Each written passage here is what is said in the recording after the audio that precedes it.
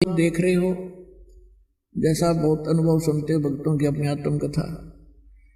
कई तो ऐसे होते हैं आते ही नाम लेते हैं और तुरंत ठीक हो जाते हैं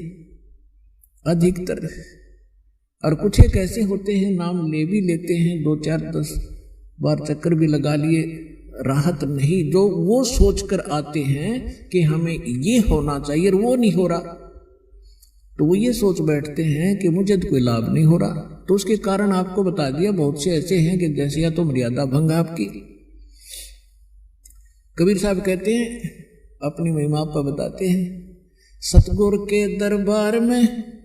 कमी काहे की ना,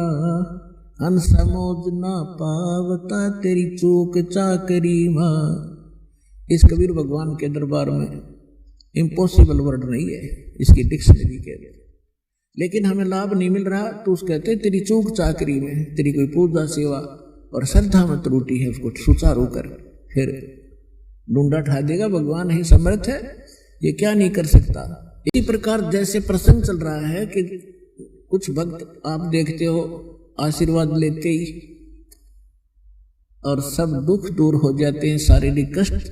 प्रथम तो शारीरिक कष्ट ही दुख मानते हैं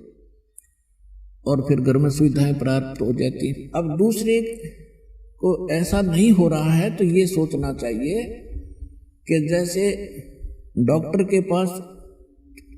सैकड़ों मरीज जाते हैं रोगी, और एक रोगी को तो 4 टैबलेट देता है और अगले दिन बताता है जी मैं स्वस्थ हो गया, और एक का इंजेक्शन भी लाता है, ग्लूकोज भी चढ़ा देता है, एडमिट भी करना पड़ जाता है, और फिर 1-2 महीने तक उसको टैबलेट दी जाती है, तो स्वस्थ करके छोड़ देगा डॉक्टर, क्योंकि उसको पता है ये रोग भयंकर है, ये 4 गोलियों से ठीक होने का नहीं है।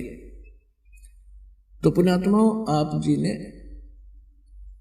ये ध्यान रखना चाहिए। एक तो इसमेमें ज्ञान परमात्मा इसलिए आधार बनाया है क्योंकि जब परमेश्वर कबीर जी 600 वर्ष पहले आए थे,